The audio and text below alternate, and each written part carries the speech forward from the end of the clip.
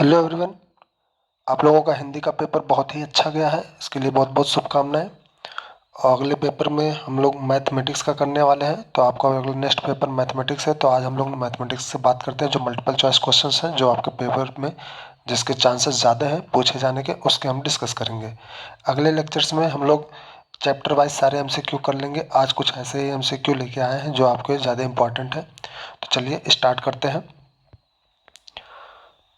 पहला क्वेश्चन है आपका, चित्र में वृत्त का केंद्र ओ हो गया। ओ हमारा वृत्त का केंद्र हो जाएगा। ओ क्या हो गया? वृत्त का केंद्र ओ है। कोण एंगल ए बी सी यानी कोण ए बी सी 110 दे रखा है। कोण ओ सी ए की माप होगी। तो कोण ओ सी ए का माप क्या होगा? कोण ओ सी ए ये वाला कोण आपको बताना है कि ये कितना होगा। ओके, तो हमें क्या पता है? आपको यहाँ दे रखा है A B C D. A B C D ये क्या है? आपका एक चक्रीय चतुर्भुज है ना। ए बी सी डी क्या हो रहा है? आपका चक्रीय चतुर्भुज। और चक्रीय चतुर्भुज के आमने सामने के कोणों का योग 180 होता है। कितना होता है? 180 होता है। तो यहाँ पर कोण बी और कोण डी का मान होगा 180। कोण बी है 110। तो उस हिसाब से हम बात करेंगे कोण डी का मान, तो डी का आ जाएगा 70। कितना? 70। अब कोण डी आपका आ गया है 70, यानी यहाँ का कोण हो गया 70। अब अगर हम जीवा ए सी की बात करें तो ए सी से आपका एक कोण बन रहा है डी पर, परिधि पर 70 का। तो 70 का दूना बनेगा केंद्र पर। केंद्र पर 70 का दूना यानी कि 140। कितना? 140 हो जाएगा। तो कोण ए ओ सी ये हो जाएगा 140। क्लियर? अब 140 हो गया तो अब आपका ए ओ और ओ सी ये दोनों बराबर है। क्या है? बराबर है। तो यहाँ का कोण और यहाँ का कोण बराबर होगा, और तीनों कोण मिला के 180। कितना? त्रिभुज ए ओ सी में कोण ए प्लस सी प्लस ओ ये होना चाहिए 180, जिसमें ए और सी का मान बराबर होगा। और ए और सी का मान बराबर होगा, ओ का मान आ रहा है 140, ए प्लस सी प्लस 140। तो ए और सी का मान होना चाहिए आपका 40 के बराबर। ठीक है, ये दोनों मान कितने होने चाहिए? ये दोनों 40 के। 40 और 140 मिला के 180 होगा। अब ये 40 को दो बराबर हिस्से में बांटना है, तो 40 को दो बराबर हिस्से में बांटेंगे तो 20 और 20 का आएगा। तो आपका जो कोण ए सी ओ होगा, कोण ए सी ओ कितना होगा? 20 का होगा। क्लियर? नेक्स्ट क्वेश्चन,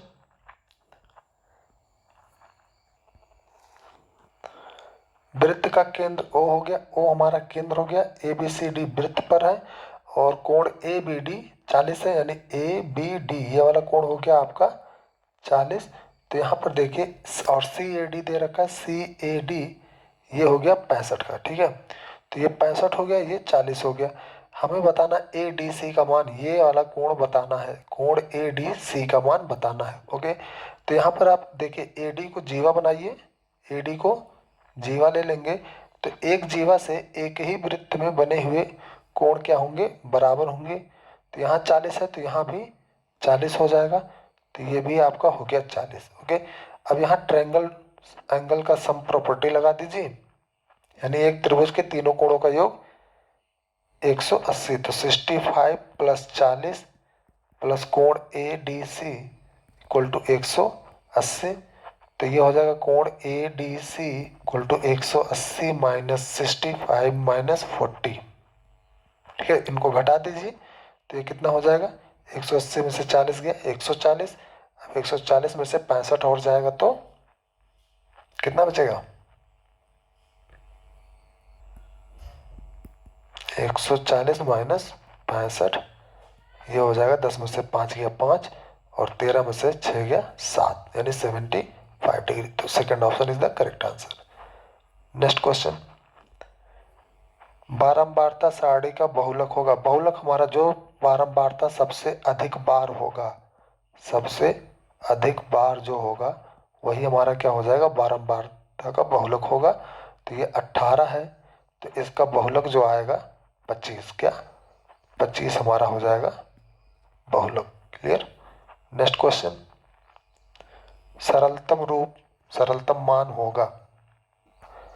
सरलतम मान हल करेंगे इसको, ऊपर वाले में से 2 कॉमन ले लेंगे तो ये 25x² माइनस 49y²।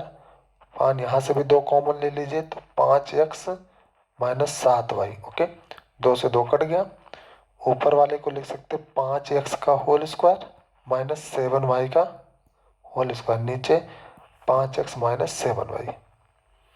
यहाँ a² माइनस b² का फार्मूला लगाइए तो 5x प्लस 7y और दूसरे ब्रैकेट में 5x minus 7y divided by 5x minus 7y। ये कट जाएगा तो आपका आंसर बचेगा 5x प्लस 7y, यानी पहला option correct answer. Next question, sin 20 अपान cos 70, इसका वैल्यू क्या आएगा 1। कितना आएगा 1 आएगा। कैसे, sin 90 माइनस थीटा होता है cos थीटा, तो sin 20 को हम लिख सकते हैं sin 90 माइनस 70। 90 में से 70 घटाएंगे 20 मिलेगा, और 90 माइनस थीटा यहाँ से हो जाएगा ये cos 70। तो आपका आंसर हो जाएगा cos 70 अपॉन cos 70, दोनों कट के 1। क्लियर। नेक्स्ट क्वेश्चन,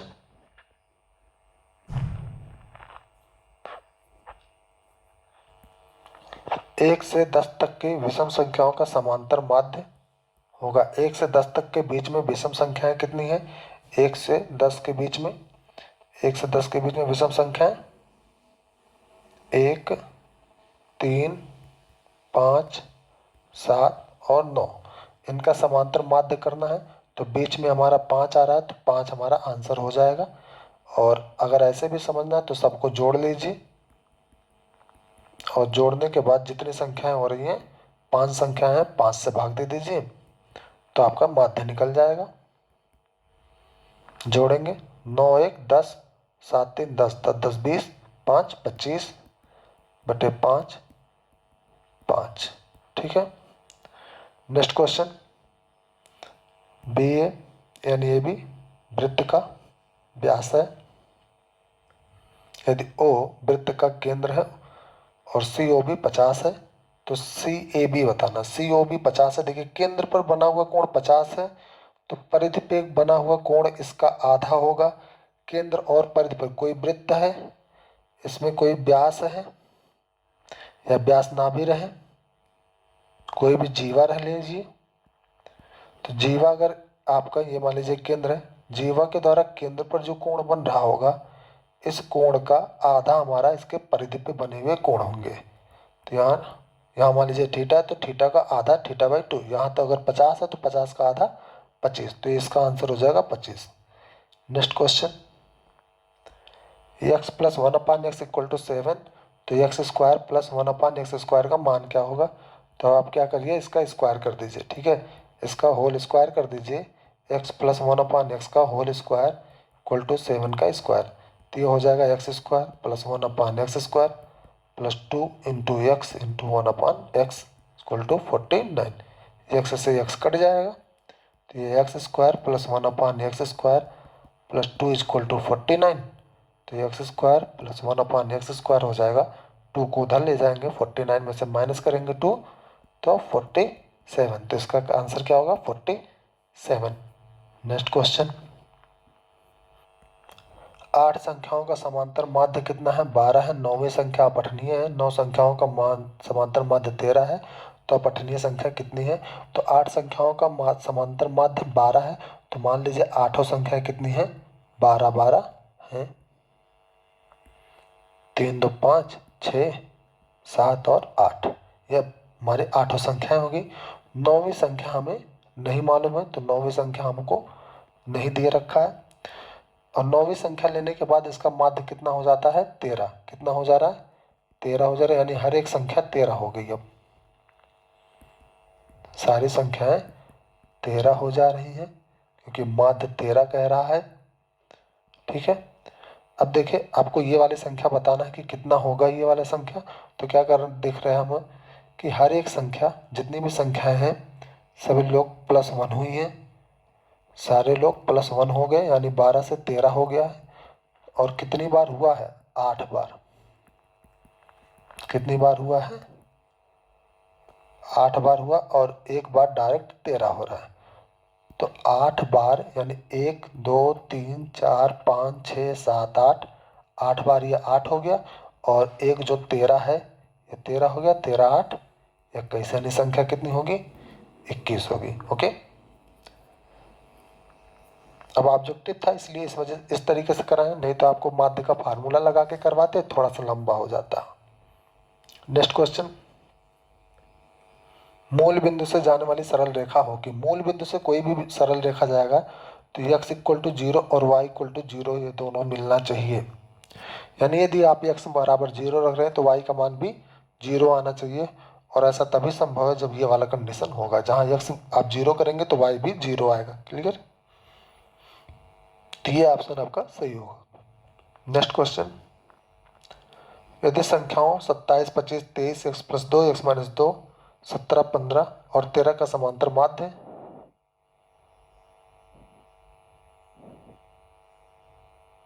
समांतर माध्य है तो x का मान होगा, इस क्वेश्चन में कुछ इनकम्प्लीट है, कुछ त्रुटि है, मिस्टेक हो गया है क्वेश्चन राइटिंग में। ठीक है, क्योंकि माध्य स्पष्ट लिखा नहीं है कि माध्य कितना है।